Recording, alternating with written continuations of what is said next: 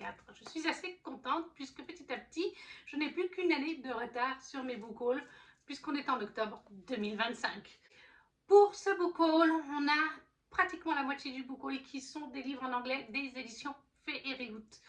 Ce mois-ci, j'ai reçu la Young Adult et la Romantasy Book Only, mais j'avais fait des précommandes les mois passés, pour certains vraiment bien en amont, sur des tomes 2 ou des tomes 3, enfin des suites de sagas. Et de ce fait, elles sont arrivées tous au mois d'octobre 2024. Donc, pas mal de Fairyhood. Mais on commence tout de suite avec un livre que j'ai pris en occasion sur Vinted, ou plutôt deux livres, le tome 6 et le tome 8.2 de Outlander de Diana Gabaldon. Je commence avec celui-là, qui est une brique de plus de 1500 pages. Oui, 1526 pages précisément. C'est la dernière grosse brique après le tome 7 et divisé en deux, le 8, le 9. Mais voilà, parce qu'il était temps. Vous assommez littéralement quelqu'un. Pourtant, c'est un semi-poche. Hein. Mais il est énorme et il est vraiment écrit petit. Et le papier est vraiment hyper fin. Je ne l'ai pas encore lu celui-là. J'en suis au tome 5. Le tome 5 faisait genre 1300 pages, 1200. C'était déjà coriace. J'ai mis un mois et demi. Ça, je pense que je vais mettre à 2 mois. Sincèrement, j'aime beaucoup Outlander. Hein, attention, pour vous parler d'Outlander, est-ce qu'on en a vraiment besoin? Outlander, autant en série qu'en film, c'est hyper connu. On suit Claire dans les années 1940, juste après la Seconde Guerre mondiale, qui, avec son mari, vont en voyage de noces en Écosse. Lui est historien, professeur d'histoire, et il souhaite en apprendre plus sur un ancêtre qu'il a, Jack Randall. Oui, c'est ça, c'est Jack Randall, hein, si je me rappelle bien. Et alors qu'il fait ses petites recherches, que parfois il partage ses anecdotes historiques avec sa femme, elle est infirmière. Elle est infirmière pendant la Deuxième Guerre mondiale. Elle a donc des connaissances de plantes, de médecine que les femmes en 1940 avaient. Et un jour, son mari est occupé avec un pasteur, prêtre, pasteur, je ne sais plus, à discuter de l'arbre généalogique de sa famille et des Écossais. Elle va partir chercher des plantes vers des pierres qui ont un nom précis, des menhirs, des dolomites, une chose, ouais, des sortes de menhirs, ça a un autre nom, mais bref. Et elle est toute seule et elle va entendre un drôle de son venant d'une des pierres. Elle va être attirée par ce son, toucher la pierre et atterrir dans les années 1700 et des bananes, soit 200 ans en arrière dans le temps. Elle ne comprend rien, elle est complètement perdue, il faut qu'elle comprenne ce qui s'est passé, pourquoi, comment, où, comment retourner chez elle, qui vont être ses amis, qui vont être ses ennemis, parce que en 1700 et des bananes, les droits des femmes n'étaient pas du tout les mêmes, que ce soit n'importe où dans le monde. Leurs connaissances non plus, le genre de connaissances qu'a Claire en médecine, c'était vu comme de la sorcellerie à cette époque-là. Et en plus, on est en pleine guerre entre l'Écosse et les Anglais, chose qu'elle connaît quand même plutôt bien avec son mari qui est prof d'histoire, qui lui en a plutôt bien parlé dans les mois passés, même pendant leur voyage de noces. Donc elle va se faire des ennemis et des amis, y compris Jamie. Jamie avec qui elle va finir par se marier parce que, pour sa protection, et puis aussi parce qu'elle en tombe quand même amoureuse.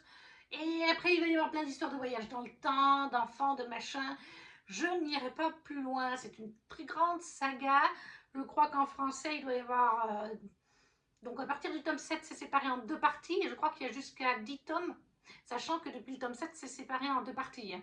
Donc je crois qu'il doit y avoir une quinzaine de tomes en tout. Moi, voilà, j'en suis vraiment au tome 6.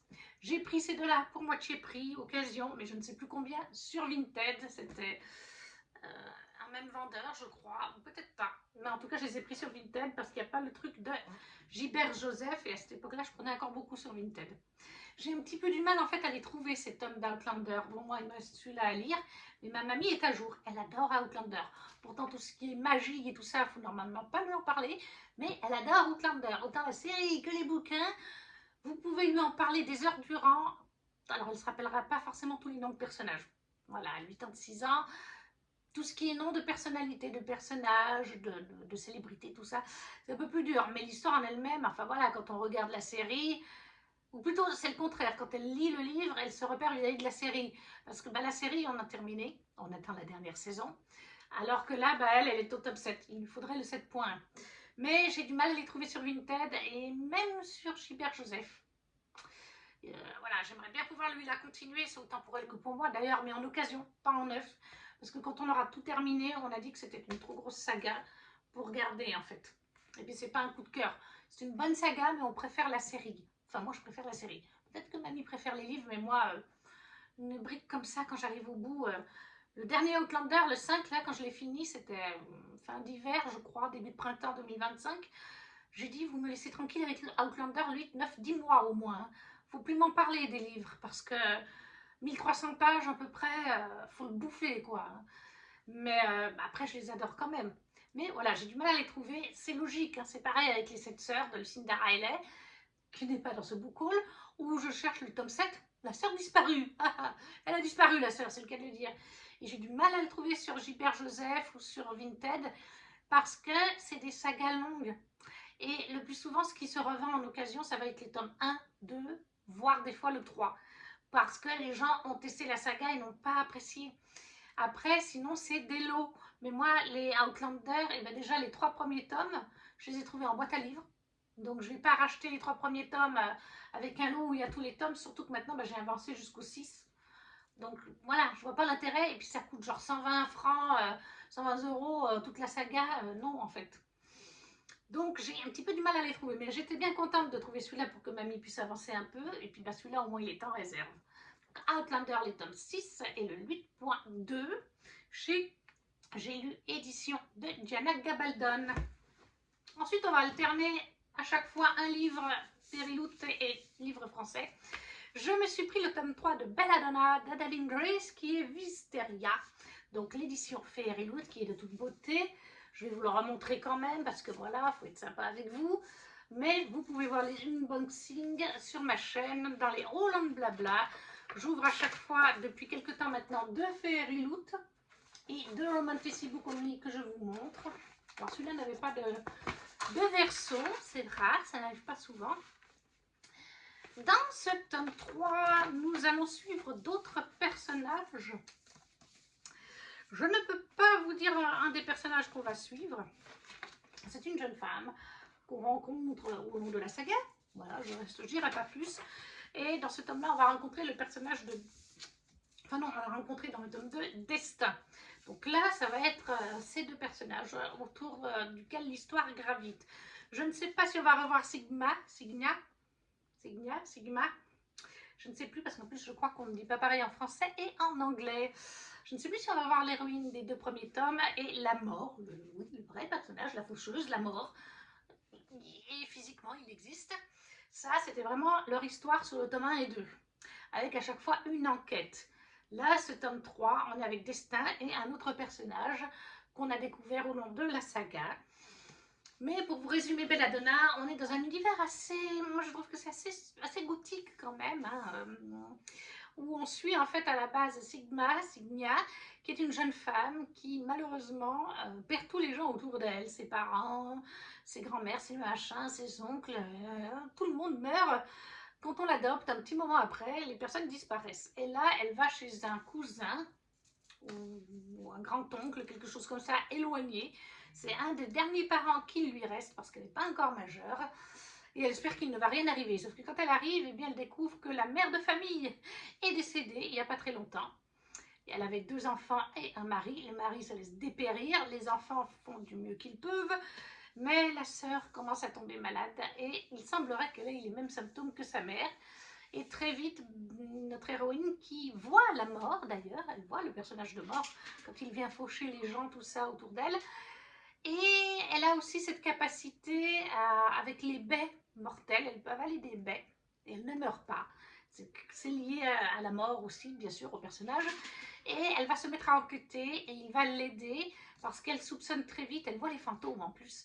Et le fantôme de la mère de famille va lui apparaître. Et elle va soupçonner, oui mon petit Thor, et elle va soupçonner que la mère de famille a été empoisonnée, en vérité. Elle qui connaît bien les baies et tout ça, elle a des soupçons et elle pense que quelqu'un est en train de faire pareil à la fille de la demeure, donc à une espèce de cousine éloignée. Donc elle va tout faire pour enquêter. Ça c'est vraiment la base du tome 1, mais après il y a plein de choses qui se passent, il y a toute cette enquête. Le tome 2 c'est tout autre chose avec une nouvelle enquête, toujours en présence de la mort. Et là ce tome 3 c'est sur un autre personnage de l'univers et sur celui de Destin, qui est un même genre de personnage que Mort. Vous imaginez bien. Donc Wisteria, le troisième tome de Belladonna, c'est sorti en français, c'est chez De Saxus, soit dit au passage.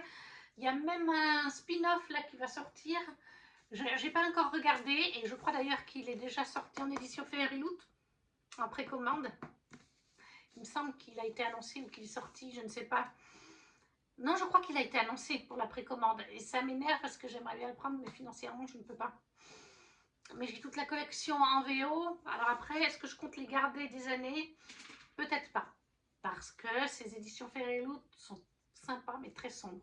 C'est pas mes favorites. Et cette histoire est très sympa, mais c'est pas ma favorite non plus. Donc je ne sais pas comment je vais procéder pour ce tome 3.5, parce que je crois que c'est un tome beaucoup plus court. Je ne sais pas pourquoi, j'ai en tête le fait qu'il se passe à Noël. Je me trompe certainement. J'ai pas cherché les informations, comme j'ai pas encore lu celui-là en fait, vous voyez. Mais ouais, donc je ne sais pas si je le prendrai finalement chez De Saxus en français, ou si je le prendrai quand même, essayer de le trouver à la revente sur Vinted. Mais bon, bah, ce sera hyper cher, hein, vu que c'est du Fairyloot, et puis que Adalind Grace, elle fonctionne bien. Les Wisteria en édition Fairyloot, le tome 3, disponible en français chez De Saxus d'Adalind Grace. Je me suis acheté ce mois-là, le Palais des Roses de Caro de Robertis aux éditions Château d'Âme. Oui, Château d'Âme. Très jolie petite édition. Et lui, il n'est pas lu non plus. Ah, j'ai pas dit, je reviendrai après sur ce que j'ai lu ou pas. Mais voilà, un petit jaspage bien sympathique. Alors par contre, à l'intérieur, il est vierge. On n'a pas de carte. Là, je sais qu'on va être sur de la mythologie grecque. C'est dans le titre et puis ça se voit sur la couve. Et je crois de mémoire qu'on est sur un FF.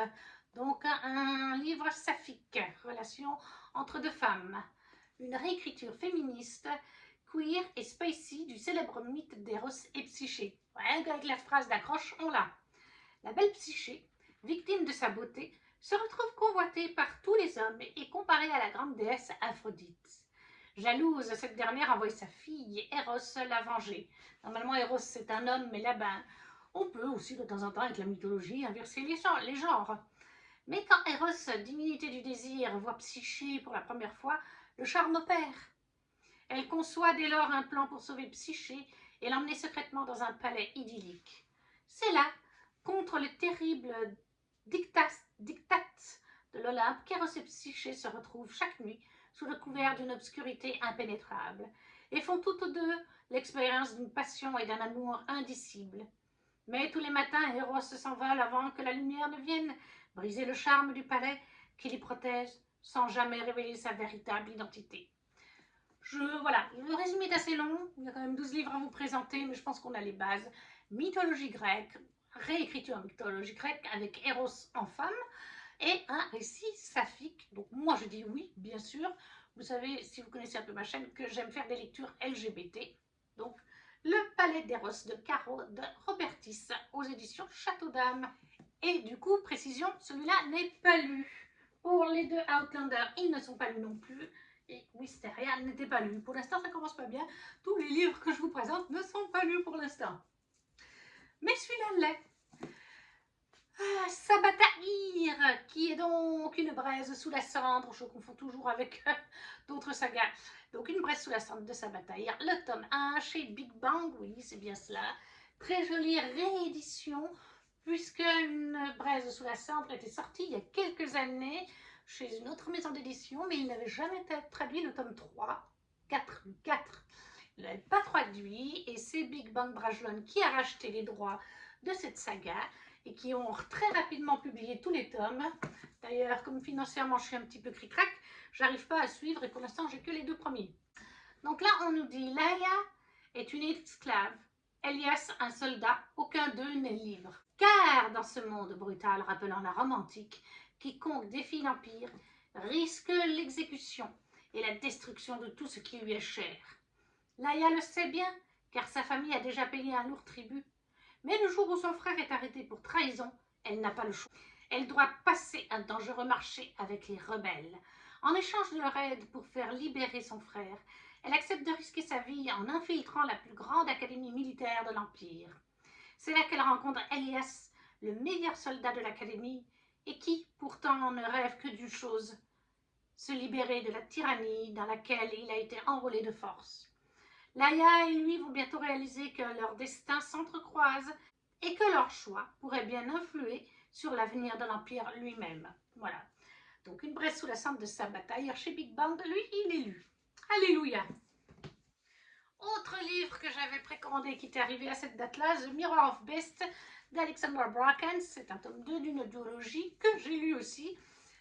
J'ai donc terminé cette duologie en 2025 qui existe aussi en français chez De Saxus. Là aussi, La malédiction des eaux dorées, je crois que ça s'appelle, chez De Saxus. Là aussi, on n'a pas de jaquette dessous, réversible. Là non plus, c'est pas mon édition Fairy-Loot favorite. Elle est plutôt sympathique, mais je la trouve assez sombre. Et j'ai terminé la duologie, j'ai bien aimé, je vous en parlerai le moment venu. Mais je pense sincèrement que c'est une duologie qui partira à la vente sur Vinted lorsque je manquerai de place dans les livres lus chez Fairy-Loot. Parce que j'ai eu d'autres coups de cœur beaucoup plus gros. Voilà, en français, chez De Saxis, c'est La malédiction des eaux dorées. Je préfère vous résumer, lire le résumé plutôt que vous le faire. C'est un univers que j'ai trouvé un petit peu complexe, même si j'ai tout très bien compris. Brise la malédiction avant qu'elle ne te brise. Quand l'obscurité s'abat, une nouvelle légende s'élève. Né dépourvu de magie, Temsin a passé son enfance mise à l'écart, tandis que son frère adoptif Cabel et leur tuteur Nash partaient à la chasse aux reliques enchantées. Lorsque ce dernier disparaît mystérieusement, elle décide d'aider son frère dans ses quêtes au péril de sa vie. 7 ans plus tard, une rumeur circule dans les souterrains magiques de Boston. Avant sa disparition, Nash aurait trouvé un puissant anneau issu de la légende arthurienne, cependant capable de briser n'importe quelle malédiction. Toutes les communautés magiques de la ville veulent mettre la main dessus. C'est une aubaine pour Tamsin, car elle seule peut retracer les derniers pas de son tuteur. Et cet anneau permettrait de libérer Cabel d'une terrible malédiction dont il souffre depuis toujours. Mais sans magie, il n'est pas de taille à affronter ses concurrents. Elle accepte alors l'aide d'un autre chercheur de reliques et d'une jeune sorcière. De Boston à Avalon, et ils plongent ensemble dans un monde de magie noire et découvrent un secret qui pourrait bien réveiller les fantômes du passé. Donc là, c'est le tome 2, je vous ai lu le résumé du tome 1, qui est un petit peu différent du tome 1. On introduit d'autres contes et légendes, mais je ne vous en dirai pas plus. Ça m'a fait penser à un autre livre que j'ai lu avec ce genre de contes et ce genre de personnages qui étaient présents dedans. Donc Alexander Bracken, The Mirror of Beast, l'édition Fairy-Loot, c'est le tome 2. Lui aussi, il est lu et ça fait une duologie terminée. Ensuite, le premier tome de Divine Darkness d'Anatrice aux éditions Hugo dans leur collection Romantasy. Très jolie petite édition. Lui aussi, il est lu. Alléluia. Là, on est dans un univers de fantasy inventé où on a le royaume du soleil, des Phaedras, le royaume de Sun, le dieu de la lumière, donc du soleil, tout ça, et Night, le dieu de la nuit, de l'obscurité, qui sont en guerre. Alors, officiellement, ils ne sont pas en guerre, mais les deux frères ne s'aiment plus, et chacun gouverne un royaume, et au milieu de cela, on va avoir Danae. Danae, une jeune humaine qui est la princesse des humains qui vivent sous terre d'ailleurs, cachés depuis un certain nombre de siècles des Phaedras avec qui ils ne communiquent plus parce que voilà, les Phaedras, c'est vraiment toutes les créatures, c'est des faées, c'est des sirènes, c'est des loups-garous, c'est vraiment plein de créatures. Et en plus de ça, eh bien, à une époque, ils se faisaient tous la guerre. Donc du coup, les humains, une partie sont partis sous terre. Et là, Danae va se retrouver mêlée avec Sun et Night dans un complot entre les deux frères. Voilà, je ne veux pas vous en dire plus, mais c'est une romantasy. Si c'est chez Hugo Romantasy, c'est que forcément. Attention cependant, comme toujours avec Anatrice, il y a du spacey. C'est donc pour un public adulte et averti. Et il faut aimer le spacey. De toute façon, chez Anatrice, il y en a toujours. Donc voilà, le tome 1 de Divine Darkness d'Anatrice, chez Hugo Romantasy, qui est donc lu lui aussi. Ensuite, au niveau des livres que j'ai reçus en VO, parce que je les ai précommandés à l'avance, il y avait le deuxième tome de Bond Smith, qui était Ghost Smith de Nikki Popretto, toujours chez Fairyloot. C'était une duologie qui est donc à présent terminée. Et j'en ai lu lui aussi. Non, il y a quand même des livres lus hein, dans cette vidéo. Et en plus des livres en anglais. Donc ça est bien. Le derrière, il n'y a rien. C'est rare chez Fairyloot. Par contre, la dust jacket était réversible. L'illustration de la page de garde et celle de derrière. Lui aussi, je ne vais pas le garder. J'ai passé un bon moment de lecture, 17 ou 18, mais je trouve l'édition Fairyloot un peu sombre et c'est pas un coup de cœur comme l'a été par exemple, j'ai beaucoup adoré de Nikki Popretto, sa trilogie Sœur de sang, paru chez Lumen. D'ailleurs, c'est Lumen en France qui a aussi fait paraître Ghost Mist. Oui, Ghost Mist, c'est le tome 2, mais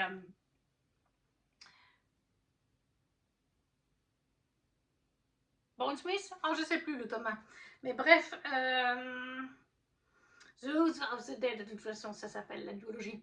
C'est aussi Lumen qui l'a traduit, mais ils ont bien précisé que c'était du young adulte, mais dark fantasy quand même. Hein, c'est assez dark. Beaucoup plus que les Sœurs de sang. C'est assez dark. Je vais vous lire le résumé du tome 1. Elle ne laissera personne, ni vivant ni mort, se mettre en travers de son chemin. Vren descend d'une longue et noble lignée de Valkyres. Ces guerriers dotés de pouvoirs magiques occultes ont pour mission de se débarrasser des fantômes qui s'attardent sur Terre et sèment le chaos dans leur sillage. Alors que vient l'heure de son épreuve d'initiation, pas question pour la jeune novice de décevoir qui que ce soit, et surtout pas son père. Sauf que rien ne se passe comme prévu. Pire, son échec lui vaut d'être banni et envoyé au plus près de la faille, un no man's land qui grouille de revenants plus vicieux et imprévisibles les uns que les autres. Déterminé à regagner le respect des siens, Vren saisit sa chance le jour où Léopold, Valorien, l'irrévérencieux prince de la maison de l'or, est enlevé lors d'une visite diplomatique. La jeune fille jure de tout faire pour le retrouver, quitte à affronter une armée de créatures venues d'outre-tombe, et à s'associer avec Julian, redoutable combattant, pourtant issu d'un clan ennemi. On est ici avec une sorte de magie des eaux. C'était très sympa, mais c'est très... Voilà. De toute façon, ça se voit. Hein, oui, voilà. Hein, comment elle est, notre chère guerrière. Donc, Ghost Mist, la duologie s'appelle en anglais The House of the Dead Duology de Nikki Popretto. C'est l'édition Fairyloot que vous retrouvez en français chez Lumen, qui est lu lui aussi. En français cette fois, je me suis pris le tome 2 de Dark Fairy Tail de K.F. Breene aux éditions Bookmark. Le tome 2 c'est Le Trône Maudit. Nous sommes sur une magnifique édition reliée dans leur collection Lost Kingdom, avec un très joli chasse-page, des pages de garde. Alors c'est la même devant et derrière, mais une très jolie page de garde. Je me demande si c'est pas Nicolas Jamonot, même la page de garde.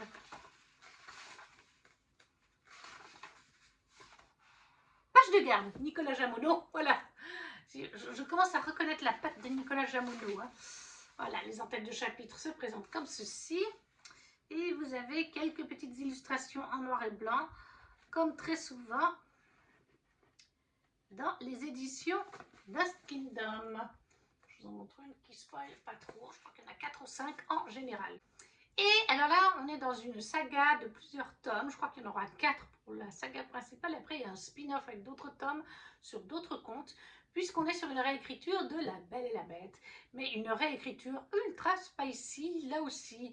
Surtout dans ce tome 2. C'était déjà le cas dans le tome 1, mais si vous n'aimez pas le spicy, passez votre chemin, parce que c'est une saga plaisir coupable. Et j'ai lu ce tome 2 aussi. Plaisir coupable parce que le spicy, surtout là dans ce tome 2, il y a autant de spicy que d'intrigue. C'est du 50-50 pratiquement. Il y a du spicy pratiquement à chaque chapitre. L'intrigue avance aussi, mais c'est vraiment pas, ça domine pas le sujet. Voilà.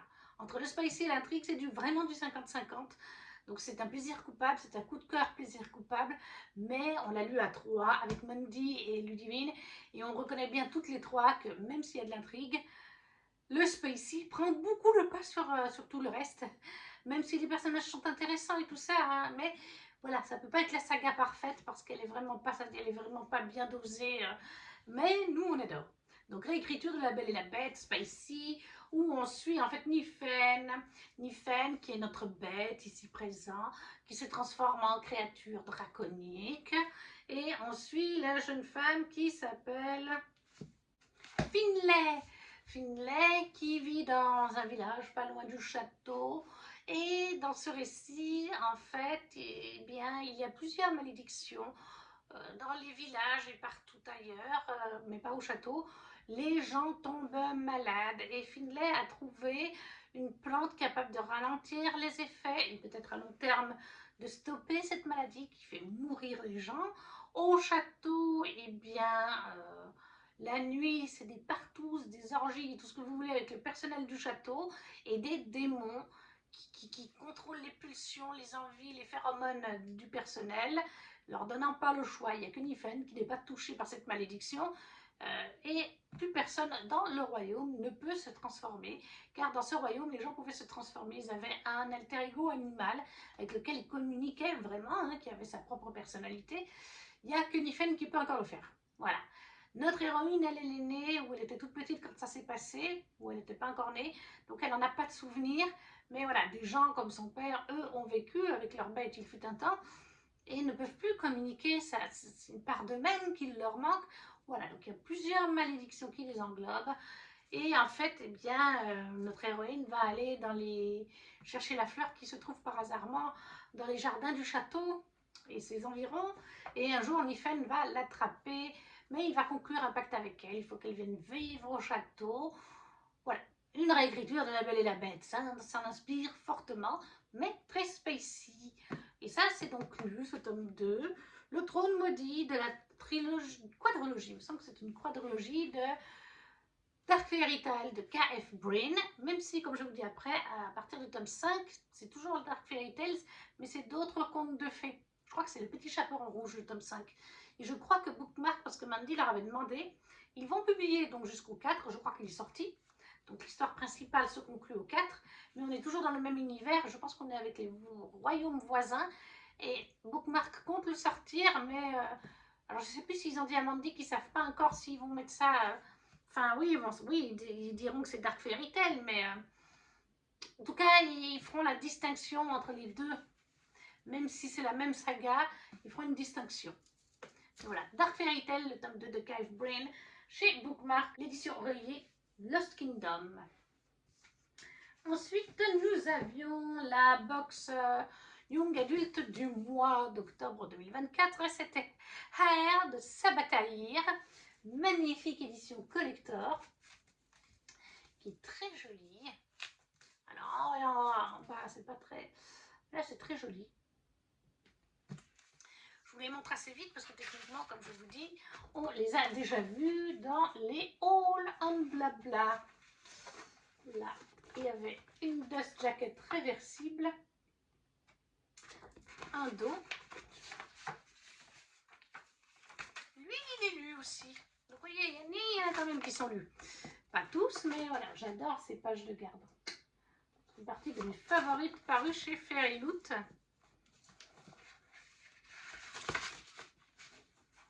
Et voilà le verso qui n'est pas la même chose.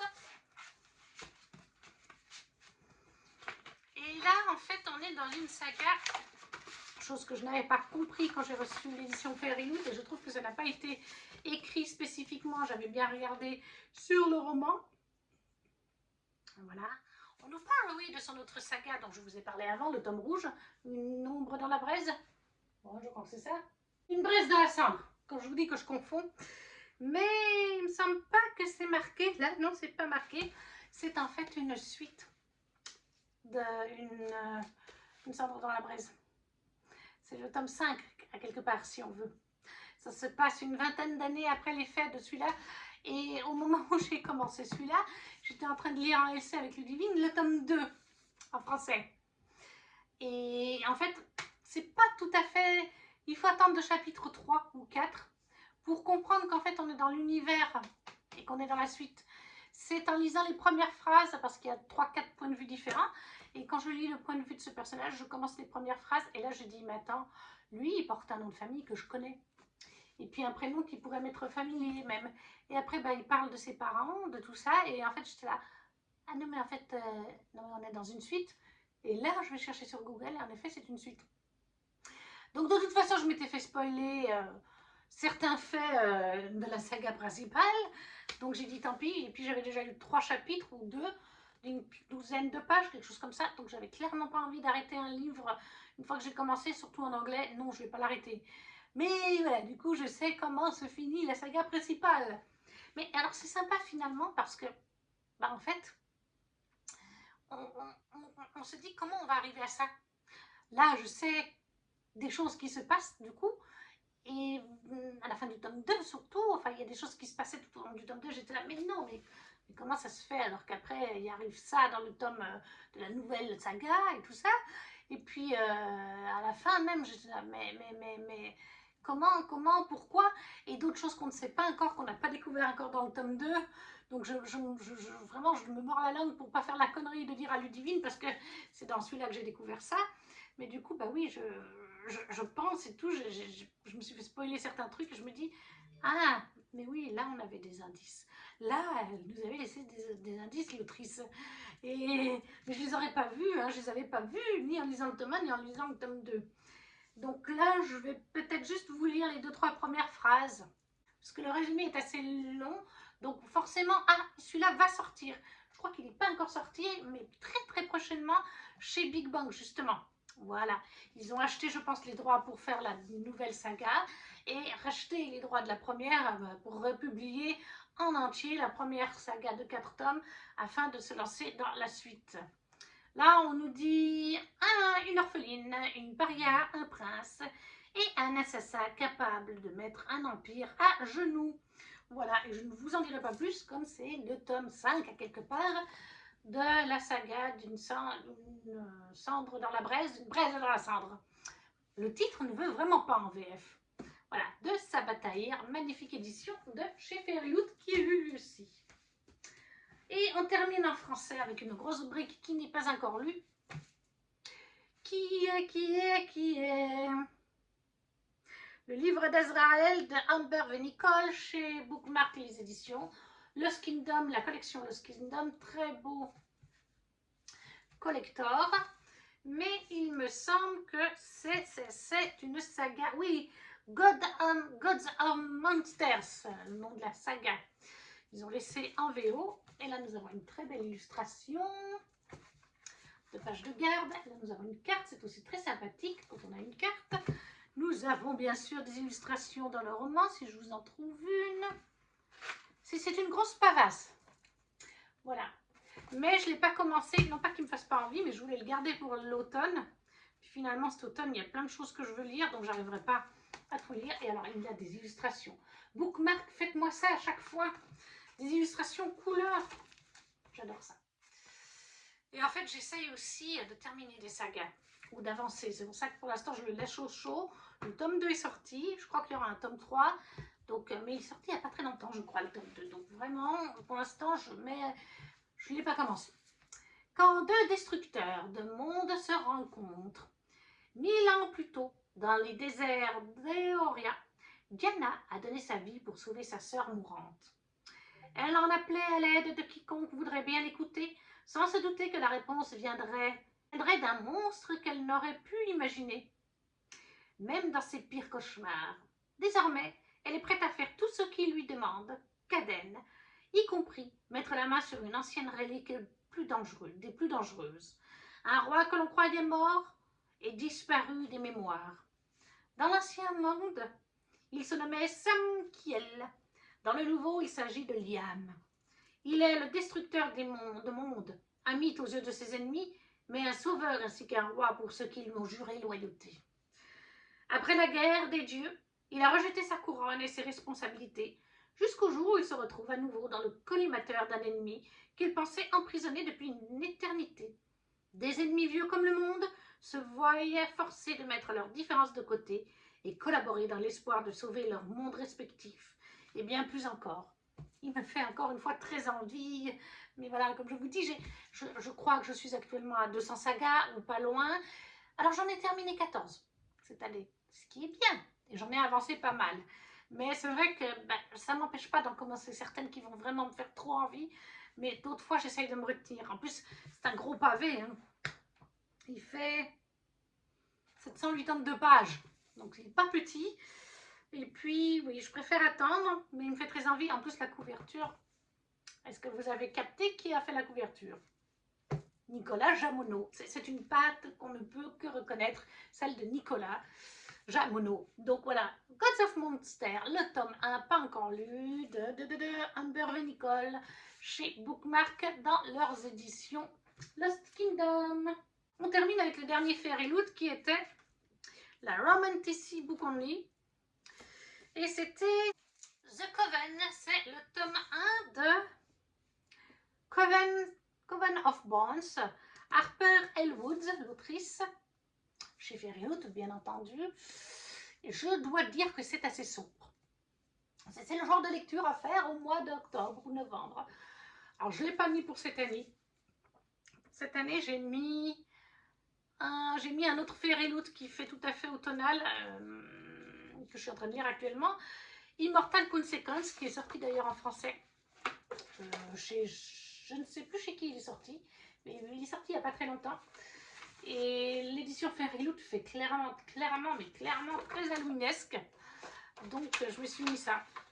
Ça, je le garderai peut-être pour l'année prochaine. Je ne sais pas si on trouve l'artiste, parce que l'artiste qui a fait la jaquette, c'est une artiste, ou un artiste, je ne sais pas, que je suis sur Instagram. Ah, Just Jacket. Just Jacket caractères, donc les caractères, ça, sur le devant, c'est de Morgana O'Anagroom. Je suis cette artiste sur Instagram, justement. Et à part ça, comme la couverture ne ressemble pas du tout à l'édition Fairy Loot que j'ai, je découvre que ce roman est sorti en 2024 aussi chez Harlequin, en français. Donc ça, vous le retrouvez en français. Du coup, je peux vous lire le résumé. Le cercle lui avait tout pris, et un jour, il le regretterait. Willow est née dans le seul but d'accomplir son destin, et la mission confiée par son père. Sous les terres de Crystal Hollow sont enfouis les ossements de son ancêtre assassiné par le cercle. L'organisation de sorcières et de sorciers qu'elle a toujours appris à haïr. Ce n'est qu'en récupérant ces reliques qu'elle accédera à toute la puissance de son pouvoir et sera en mesure de frapper le cercle en plein cœur. Ses objectifs sont simples. 1. Séduire Gray, le directeur de l'université de Hollowgrave. 2. Découvrir tout ce qu'il sait. 3. Trouver les ossements. 4. Venger sa lignée. Mais comment Willow pourrait-elle parvenir à ses fins alors que le regard bleu-acier de Gray la fait osciller entre une féroce envie de lui arracher la tête et une attirance malsaine qui consume son cœur. Il a le don de la détourner de ses priorités, tout en étant peut-être le pire danger de tous. Mais Willow est née pour détruire le cercle, et elle ne mourra pas tant qu'ils ne seront pas tous anéantis. Donc voilà, The Coven, le premier tome de Coven of Bones, qui est aussi traduit chez Harlequin en français, de Harper L. Woods, et lui, il n'est donc pas lu. Et voilà, cette vidéo est à présent terminée. C'est 12 livres dont on a